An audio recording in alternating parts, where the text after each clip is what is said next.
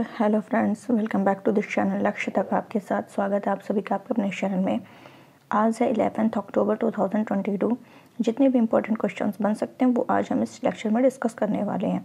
बहुत important series है। यहाँ के 2-3 क्वेश्चन बहुत ही इंपॉर्टेंट जो सीधे सीधे आपके एग्ज़ाम में पूरे कॉपी होने की संभावना है। तो प्लीज़ इसको अंत तक देखिए और पसंद आए तभी लाइक करिएगा, लेकिन देखिएगा ज़रूर बिकॉज बहुत ही इंपॉर्टेंट सेशन है। तो चलिए सेशन को स्टार्ट करते हैं और देख लेते हैं कि आज का सीरीज़ कितना इम्पोर्टेंट है। तो उसके पहले डिस्कस करने से पहले आज का जो मोटिवेशन कोड है उसको देख लेते हैं, फिर आगे हम लोग कंटिन्यू करते हैं। कुछ ना करने के बजाय अगर थोड़ा थोड़ा कर लिया जाए तो सफलता की सीढ़ी अपने आप बनने लगती है। बिल्कुल सही कह रहा है कि कुछ ना करने, अगर आप कुछ ना करने के बजाय आपको क्या थोड़ा थोड़ा करो, कोशिश करो, बहुत ज़्यादा प्रयास मत करो, लेकिन थोड़ा थोड़ा प्रयास करके आप लगातार करते रहो। रुकिए नहीं, स्टॉप नहीं होना है। स्टॉप नहीं होंगे, लगातार करते रहेंगे, यही आपकी सफलता की सीढ़ी है कि लगातार परिश्रम करते रहिए, रुकिए नहीं। एक बार असफल हो जा रहा है, 2 बार असफल हो जा रहा है तो डजंट मैटर, बस आपको लगे रहना है, हौसले के साथ लगे रहना है। तो चलिए सेशन को स्टार्ट करते हैं। फटाफट देख लेते हैं आज का पहला क्वेश्चन हमारा क्या है और कितना इंपॉर्टेंट हो सकता है। लेकिन गाइस प्लीज़, मैं अब पहले ही कह दे रही हूँ, बाद में कहना मैं भूल जाती हूँ तो आप लोग करते नहीं हो। तो प्लीज़ इसको लाइक कर दिया करिए और शेयर कर दिया करिए और जो नए व्यूवर्स है सब्सक्राइब कर दिया करिए। तो चलिए स्टार्ट करते हैं। कह रहा है हाल ही में, एक मिनट, एक कोई कलर चेंज करते हैं। यस, हाल ही में ऑनलाइन जुए का निषेध और ऑनलाइन गेम का नियमन अध्यादेश 2022 किस राज्य में लागू हुआ है? तो किस राज्य में लागू हुआ है गाइस? तमिलनाडु में। तो तमिलनाडु के जो राज्यपाल हैं, तमिलनाडु के राज्यपाल का नाम है आर एन रवि। इनका नाम है आर एन रवि। तो इन्होंने क्या किया है, जो तमिलनाडु राज्य है वहाँ पर ऑनलाइन जो जुआ होता है उस पर प्रतिबंध लगाने और ऑनलाइन गेमिंग को विनियमित करने के लिए एक अध्यादेश को अपनी स्वीकृति दे दी है। तो यहाँ पर तमिलनाडु में जो ऑनलाइन जुए पर प्रतिबंध है और जो गेम है, ऑनलाइन गेम के जो नियमन अध्यादेश है वो प्रभावी हो गया है। और इन नियमों के तहत जो है स्थानीय जो ऑनलाइन गेम प्रदाता हैं वो क्या करेंगे, रजिस्ट्रेशन कराएंगे और रजिस्ट्रेशन के बाद ही वो क्या कर सकते हैं, सर्विस प्रदान कर सकते हैं। और जो कितने साल के लिए वैध होने वाला, 3 साल के लिए वैध होगा। कितने साल के लिए? 3 साल के लिए वैध होगा। इतना आपको क्लियर हो गया कि यहाँ के राज्यपाल आर एन रवि द्वारा अध्यादेश पारित किया गया है, जो कि क्या हुआ है, 1 अक्टूबर 2022 से लागू हुआ है।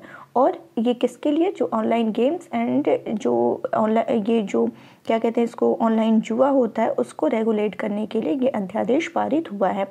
क्लियर? और जो अध्यादेश जारी होता है राज्यपाल के द्वारा वो किस आर्टिकल के तहत होता है? थोड़ा पॉलिटी में चलते हैं। ये इम्पोर्टेंट क्वेश्चन है कि ये पॉलिटी में मतलब जो राज्यपाल होता है वो किस आर्टिकल के तहत अध्यादेश जारी करता है? तो वो आर्टिकल है 213 के तहत। किसके तहत? 213 के तहत। अगर यही प्रेसिडेंट पूछ लेता कि प्रेसिडेंट किस आर्टिकल के तहत अध्यादेश जारी करते हैं तो वो हो जाता है 123। तो ये दोनों आर्टिकल आपको ध्यान रखना, 213 और यहाँ पर 123। और यहाँ पे जो मैंने अभी बताया कि जो स्थानीय ऑनलाइन गेम प्रदाता होंगे वो रजिस्ट्रेशन कराएंगे और रजिस्ट्रेशन जो होगा वो 3 साल के लिए वैध होगा। बस इतने फैक्ट आपको याद रखने, बहुत ज़्यादा नहीं। अगर तमिलनाडु के सीएम की बात करें तो सीएम कौन है? के स्टालिन। कौन है? के स्टालिन है, के स्टालिन। और के स्टालिन की एक और क्वेश्चन मुझे याद आ रहा है कि इनकी ऑटोबायोग्राफी है, इनकी एक ऑटोबायोग्राफी है जिसका नाम है, बहुत इंपॉर्टेंट हो सकता है पेट एग्जाम में सीधा सीधा पूछ लिया जाए, उंगलिन ओरुवन। तो ये आपको ध्यान रखना है, ये किसकी है? तमिलनाडु के जो सीएम है स्टालिन, उन्हीं की ऑटोबायोग्राफी है। चलते हैं नेक्स्ट क्वेश्चन की तरफ। हाल ही में किसने ऑस्ट्रेलियाई विक्टोरियन प्रीमियर पुरस्कार जीता है? हाल ही में किसने ऑस्ट्रेलियाई और विक्टोरियन प्रीमियर पुरस्कार जीता है? तो किसके द्वारा ये जीता गया है? ये दिव्यांगना शर्मा और रितिका सक्सेना के द्वारा। किसके द्वारा जीता गया है? फिर से बता रही हूँ, दिव्यांगना शर्मा और रितिका सक्सेना के द्वारा ये जीता गया है। तो ये भी आपको क्लियर हो गया होगा। ये 2 भारतीय छात्रों को प्रदान किया गया है जिनका नाम है दिव्यांगना शर्मा और रितिका सक्सेना। नेक्स्ट क्वेश्चन की तरफ चलते हैं। धर्म बदलने वाले दलितों को अनुसूचित जाति का दर्जे से संबंधित जांच के लिए किसकी अध्यक्षता में एक आयोग गठित किया गया है? तो उनका जो आयोग का नाम है उसका किसकी अध्यक्षता में एक आयोग का गठन किया गया? Justice KG. बालकृष्णन की अध्यक्षता में। किसकी अध्यक्षता में? Justice KG. बालकृष्णन की अध्यक्षता में ये आयोग गठित किया गया। ये जस्टिस के.जी. बालकृष्णन जो है ये सुप्रीम कोर्ट के पूर्व न्यायाधीश रह चुके हैं। सुप्रीम कोर्ट के पूर्व न्यायाधीश रह चुके हैं और राष्ट्रीय मानवाधिकार के अध्यक्ष भी ये रह चुके हैं। तो चलिए ये तो आपको क्लियर हो गया, इसका आंसर आपको पता चल गया। अब चलते हैं हम लोग थोड़ा सा पॉलिटी की तरफ फिर मूव करते हैं कि राष्ट्रीय अनुसूचित जाति के बारे में बात करते हैं। अब हम लोग पॉलिटी की तरफ मूव किए हैं और यहाँ पे एक कॉन्सेप्ट आपके एग्जाम के पॉइंट ऑफ व्यू से इम्पोर्टेंट है, राष्ट्रीय अनुसूचित जाति आयोग। राष्ट्रीय अनुसूचित जाति आयोग की अगर बात करें तो ये जो है ये हमारा एक संवैधानिक निकाय है। राष्ट्रीय अनुसूचित जाति क्या है? एक संवैधानिक निकाय है जो भारत में जो अनुसूचित जातियां हैं उनके हित की रक्षा के लिए क्या करता है? कार्य करता है। और किस आर्टिकल के तहत इस आयोग का प्रावधान है? तो 338 आर्टिकल के तहत। किस आर्टिकल के तहत? आर्टिकल 338 के तहत। चलिए इतना आपको क्लियर हो गया होगा। और कुछ बात करते हैं कि 89th अमेंडमेंट हुआ था, 89 संविधान संशोधन कब हुआ था? 2003 में हुआ था। 89 संविधान संशोधन 2003 में होता है। और इसके तहत क्या होता है कि जो अनुसूचित जाति और जनजाति आयोग था इसको दो अलग अलग आयोग में 2004 में बदल दिया जाता है। यानी इसके तहत अब क्या होता है कि अनुसूचित जाति आयोग अलग हो जाता है, अनुसूचित जनजाति आयोग अलग हो जाता है। अगर राष्ट्रीय अनुसूचित जनजाति आयोग की बात करें, एसटी आयोग की बात करें, तो वो 338 के काम में आता है। 338 के काम में आता है। तो ये आपको ध्यान रखना है। क्लियर हो गया होगा, उम्मीद करते हैं आपको। और अगर कुछ और बात करें कि अनुसूचित जाति के उत्थान के लिए और कौन से हमारे संविधान में प्रावधान किए गए हैं, तो आर्टिकल 15 का क्लॉज 4 क्या कहता है, ये भी ध्यान दे दीजिए, इंपॉर्टेंट है कि अनुसूचित जाति की उन्नति के लिए ये विशेष प्रावधान यहाँ पे क्या किए गए हैं? 15 के 4 में किए गए हैं। आर्टिकल 16 का क्लॉज 4 का सब क्लॉज ए है यानी आ है, इसमें भी अनुसूचित जाति के लिए बात की गई है कि पदोन्नति के मामले में या किसी भी वर्ग या पदों हेतु आरक्षण का प्रावधान करता है 16 के 4 के क्लॉज ए में। और अनुच्छेद 17 हमारा क्या कहता है? आर्टिकल 17 अस्पृश्यता के अंत की बात करता है। आर्टिकल 46 क्या कहता है? जो हमारा नीति निर्देशक तत्व में आता है। तो इसमें यह बताता है कि अनुसूचित जाति और जनजाति तथा समाज के जो भी कमजोर वर्ग हैं उनके शैक्षणिक आर्थिक हितों को प्रोत्साहन दिया जाए और जो सामाजिक अन्याय और शोषण से उनको क्या किया जाए? सुरक्षा प्रदान किया जाए। ये 46 हमारा कहता है। आर्टिकल 335 ये भी इम्पोर्टेंट है। ये क्या कहता है? 335 ये कहता है कि जो संघ है और जो राज्य है कि संघ और राज्य के मामले में जो सेवाएं दी जाती हैं और पदों पर नियुक्तियां होती हैं, इनके लिए जो अनुसूचित जाति और जनजाति हैं इनके सदस्यों के दावे को लगातार प्रशासनिक दक्षता के साथ ध्यान में रखा जाएगा। क्लियर हो गया होगा। तो और आर्टिकल 330 और 332 की बात किया जाए, आर्टिकल 330 और 332, तो 330 है लोकसभा के लिए और 332 है ये विधानसभा के लिए, सॉरी 330 है लोकसभा के लिए और 332 है विधानसभा के लिए। तो यहाँ पे जो अनुसूचित जाति और अनुसूचित जनजाति के पक्ष में क्या किया जाता है? सीटों का आरक्षण की बात की गई है। और जो भाग संविधान का भाग 9 है, संविधान का भाग 9 है, यहाँ पे नगर पालिका से संबंधित है कि यहाँ पे क्या किया जाएगा कि नगर पालिका से संबंधित। और 9 के ए में जो है ये क्या किया गया है? नगर पालिका से संबंधित। एक 9 में है नगर पंचायत है और 9 ए में नगर पालिका है। 9 में भाग 9 में पंचायत की बात की गई और 9 ए में नगर पालिका की बात की गई। तो यहाँ पर जो SC और ST के सदस्य हैं उनको आरक्षण की बात की गई है यहाँ पर भी। तो ये भी आपको क्लियर हो गया हो। तो सारे फैक्ट मैंने बता दिए हैं, बहुत इंपॉर्टेंट। यहाँ से हर एग्जाम में कोई ना कोई क्वेश्चन जरूर बन सकता है। विश्व की सबसे ऊंची प्रतिमा, मोस्ट इंपॉर्टेंट क्वेश्चन है। मोस्ट इंपॉर्टेंट क्वेश्चन क्या कह रहा है? विश्व की सबसे ऊंची शिव प्रतिमा विश्वास स्वरूपम का लोकार्पण कहाँ किया जाएगा? तो विश्वास स्वरूपम का लोकार्पण कहाँ किया जाएगा? ये राजसमंद राजस्थान, राजस्थान का जो राजसमंद जिला है यहाँ के नाथद्वारा में। कहाँ पर? नाथद्वारा में। राजस्थान के राजसमंद के नाथद्वारा में श्रीनाथ जी की जो पावन धरा है वहाँ पर ये जो इस विश्वास स्वरूपम का लोकार्पण, इस प्रतिमा का लोकार्पण किया गया है।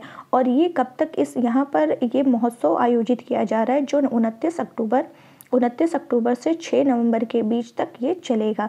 और यहाँ पे खुद रामकथा कहने के लिए मुरारी बापू आने वाले हैं। तो ये आपके लिए बहुत ही इंपॉर्टेंट क्वेश्चन है, 100% हर एग्जाम में ये आपका पूछा ही जाएगा। और ये जो नाथ द्वारा की जो गणेश टेकरी पर बनी है, कहाँ पर बनी है? नाथ द्वारा की, एक मिनट मैं यहाँ लिख दे रही हूँ, नाथ द्वारा की गणेश टेकरी पर, नाथ द्वारा के गणेश टेकरी पर बनी है। ये कितने फीट की है? 369 फीट की है।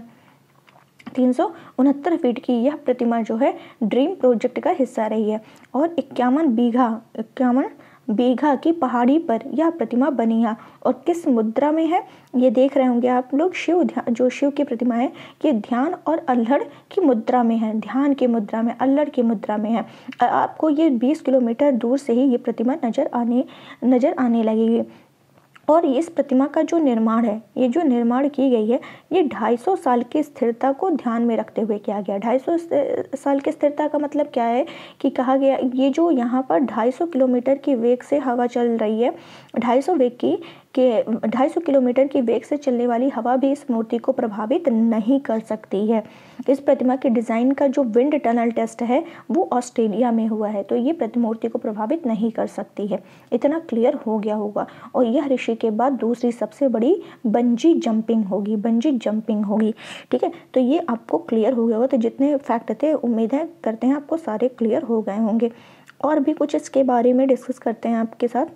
जैसा कि मैंने आपको फीट बता दिया, और इसके वजन की बात करें तो 30,000 टन है। इसके वजन की बात करें तो 30,000 टन है। 70 फीट लंबा है और ध्यान करते हुए चेहरा दिखाया है।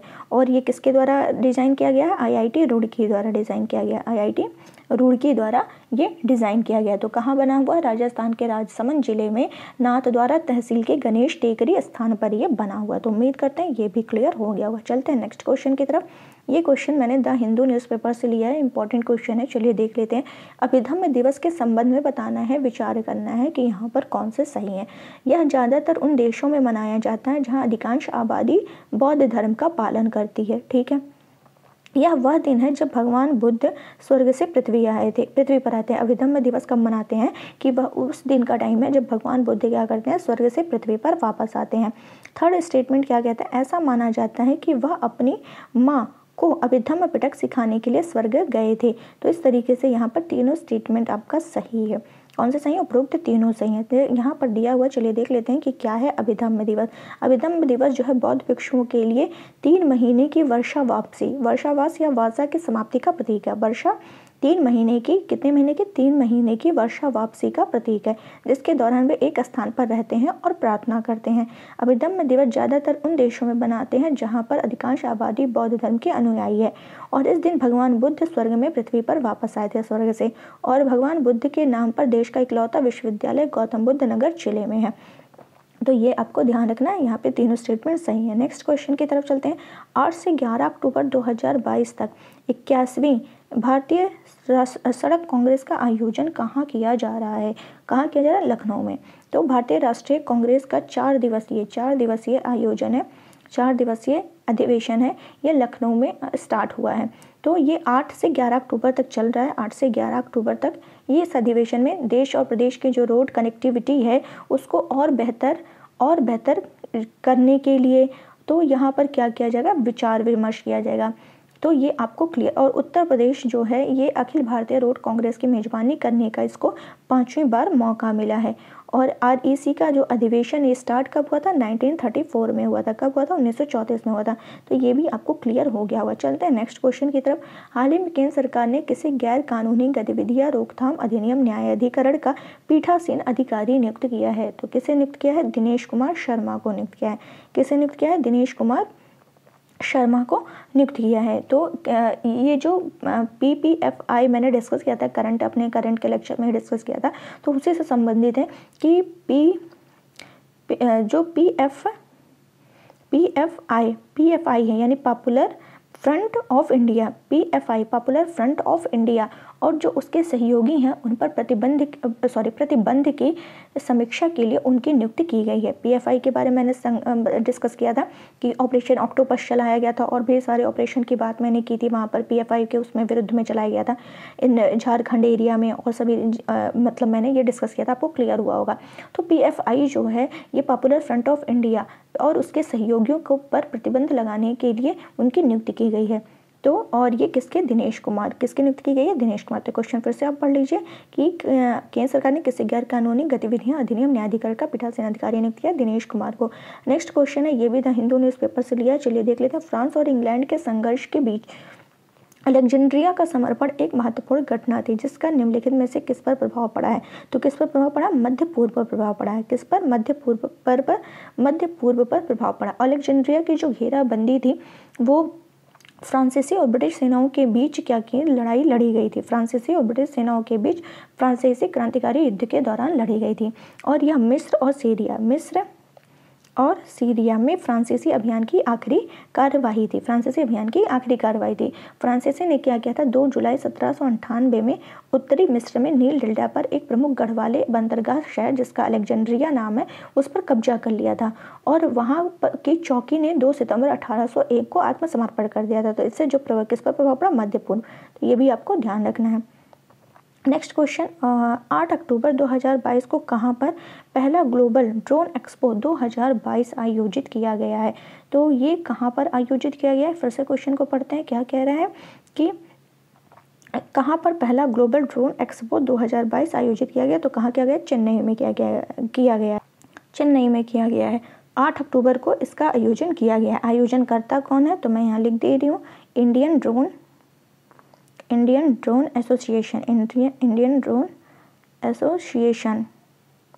एसोसिएशन और गरुड़ एरोस्पेस के द्वारा इसका आयोजन किया गया है। कहाँ किया गया, चेन्नई में किया गया है। तो इतना क्लियर होना चाहिए। नेक्स्ट क्वेश्चन और मोस्ट इंपॉर्टेंट क्वेश्चन ये भी है आपका कि 10 अक्टूबर 2022 को किसे इकोनॉमिक्स का नोबेल पुरस्कार 2022 दिया गया है। तो 3 लोगों को ये दिया गया है। कितने लोगों को दिया गया, 3 लोगों को दिया गया। कौन कौन है, Ben S Bernanke, Douglas W Diamond, Philip H Dybvig. क्या नाम है, फिर से मैं पढ़ती हूँ इनको। Ben S Bernanke, Douglas W Diamond, Philip H Dybvig. ये आपको क्लियर हो गया होगा। और ये ध्यान दिया जाए तो ये जो मतलब नोबेल पुरस्कार था इस क्षेत्र में, ये कब से 1968 में स्थापना हुई थी और 1969 में पहली बार ये देना स्टार्ट हुआ था। और इसका दूसरा नाम है जो इकोनॉमिक्स के क्षेत्र में दिया जाता है, इसका दूसरा नाम एक और है, मैं यहाँ लिख दे रही हूँ, रिक्स बैंक।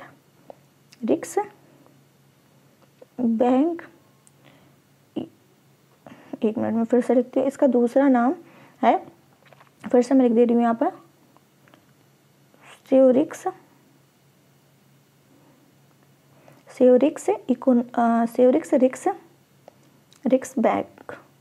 रिक्स बैंक इसका दूसरा नाम है इकोनॉमिक्स के क्षेत्र में जो दिया जा रहा है।